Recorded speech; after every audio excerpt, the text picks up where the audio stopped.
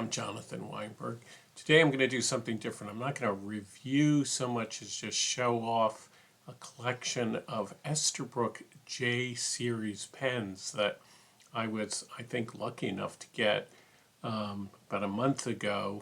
Someone must have died, or maybe they were just tired of collecting Esterbrook J pens, but they sold 22 of them in this folder. Came in its own folder, and here you see it as a whole display, and it's a history. I'll show this. It's hard to show. I'll take some photographs of it, but it's all in this display, and there are 22 of them, and I was able to get it for $220, which comes out to be $10 a pen. Now, many of you know about Esterbrook. I have already talked about these pens and their appeal to artists. They start being made in the 1940s, 1943, I guess. Depends on what you define as the classic Esterbrook J pen. And they stopped making them, I think, in the late 50s, early 60s. And they were so popular and they were so well made that it is very easy to get one of these pens now for anywhere from $20 to $30. Sometimes they're $60 to about dollars. It depends on the model, the color, and it depends on the state of the pen. They're lever fillers, so inside that means there's a sac, and the sac have a tendency to calcify, and so if you have to look to get one that says it's restored, which means that the sac has been replaced with a new sac. It's relatively easy to do yourself, and I have done it myself. What happens, I'm not going to, demonstrate the whole process. There are a lot of YouTube videos about it, but what you have to do, the trick is to remove the section from the barrel, and it's usually stuck down, shellacked down, and if you put it in hot water, it will melt the shellac, and not too hot because you don't want to melt the whole pen, and you should be able to remove this, and then you remove what's left of the sac, and then put a new one in. And it's fairly easy to do and affordable and satisfying to do that yourself, or you can buy one that's already been restored. And a lot of people restore them, and then they can tend to be around $30 or more, depending on the model. What makes them so durable is, according to Richard Bender, is that instead of being made out of brass, they are made out of stainless steel, and that made them very, very strong. And they have this beautiful, I think, very beautiful celluloid, and they come in so many different colors. There's copper, there's blue, there's green, there's red, silver. I think they're really beautiful, beautiful colors. And they come in different sizes. There's the J size, which is the classic size that is around 5 inches long. Then there's an LJ, which is slightly slimmer, same size. It's a little bit tricky identifying the different pens in the difference between the J and the SJ and the LJ, and then just to confuse things, the dollar pen and the transitional pen. So right here we have an example of the dollar Esterbrook, and that's the pen that comes before the classic J. And then you have a transitional pen. The dollar pen doesn't have a jewel on either the top or the bottom. I think if you can see that. And it has this particular, very distinctive clip. And then you have the transitional, which presumably came right after, and you see you get a jewel on the top. It's a little hard to focus. but there is no jewel on the bottom. And then this one is the classic J. It has a jewel on the top and the bottom.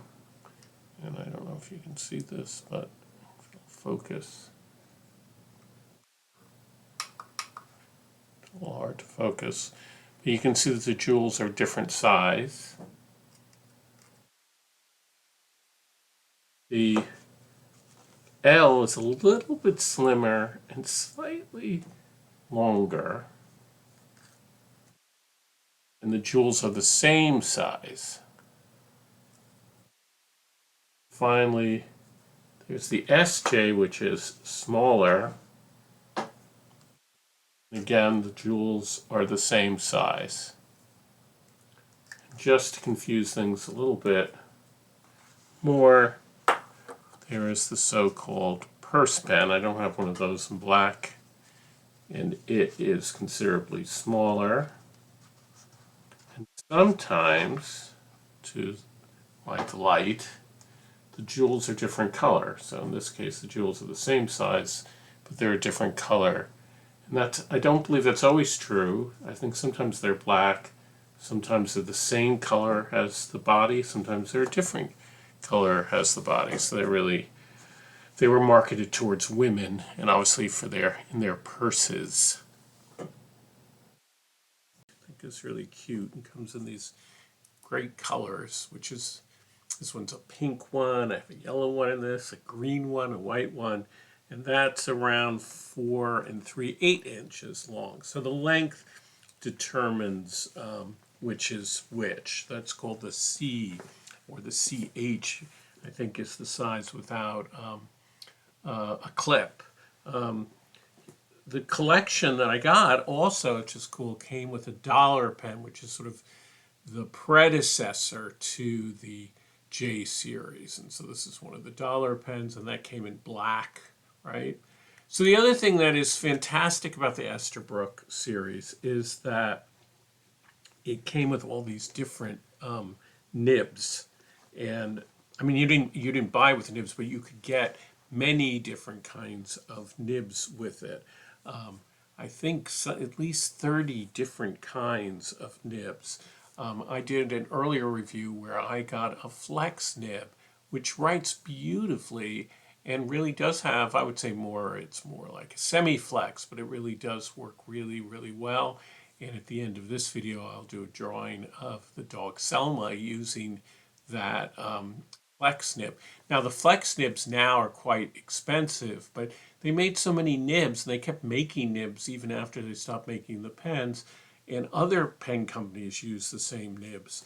So they're very easily obtainable, particularly in sort of standard medium sizes that are firm nibs. But they made different kinds for accountants and stub nibs and calligraphy nibs. And then companies like Osmeroid also made nibs that will fit into the pen. And I have sets of calligraphy nibs from Osmeroid that work really well in this pen. In fact, I much prefer these pens to the pen that you would get in a pen set like this. This is the Osmeroid pen set. And you see a lot of these sets, they're still available on eBay. This is, this is a standard set. It comes with a pen that is not that, this is from the 60s, and this pen is not that greatly different in size and shape. It's a little bigger than the original J series. A thing to keep in mind with vintage pens, of course, is that they tended to be smaller than what pen people like today. Some of as I said, they're very affordable, but there are a few that are very desirable that aren't in my set. I wish I had a nurse pen. That's an all-white pen that is a little rare. And then probably the rarest is a demonstrator pen, which would have been made for salespeople to show how the pen lever system works. The collection came with two special pens, to my delight. This one is in the so-called icicle finish. It's a little hard to see this, but the lines on this are absolutely regular and parallel, and that's different from the regular finish that you get. And I think there are 5 different versions of the so-called icicle fountain pen. And here's something that seems to be quite rare. This is a pen that was used in an auto pen machine. And you can see that the clip is slightly different. It's a bit longer, and the clip bends here, and it says on it, for use with auto pen. And the auto pen machine was a pen machine that was created to add signatures to letters so that they would be inked. And if you go online, I've actually found a PDF that describes how the auto pen worked and how they recommended that you use an Esterbrook pen, fountain pen, when you use it. And I guess this was designed particularly for that. And you can see on this one that it seems to have gotten quite a rough treatment here on the section, and that's my guess. That's where it probably held into the machine. Anyway, I think that's pretty cool to have that, and I have not found any mention of anybody selling one of these or having one of these. So this is kind of cool, I think, to have this. I don't know how valuable it is, but it's a nice distinctive thing, and the fact that it's ever so slightly different. But there are a lot. I think it's just great fun, and there's just so many different. I just love the copper version of this pen and the green version, and because of the way the celluloid is made, no two really look exactly the same. There's quite a range, particularly in the greens. So I'm very happy with these pens. Almost all of them were restored. I think 2 of them don't have new sacks in them, and that'll give me something to play with down the line. I realized, though, by encouraging people to buy these Esterbrook pens, that I am creating more competition if I want to expand my collection. But I really love this, and somebody, this. It's also, I love the idea that somebody put this together with so much love and care, and now that I have it to enjoy and show other people. So anyway, I will, since this isn't really a review, and it would take me hours and hours to go through all the different nibs, what I'm going to do is do a drawing with that pen that has the flex nib 9788. I will do a drawing with that, and and just show you how nicely that works. As always, please subscribe if you enjoy this.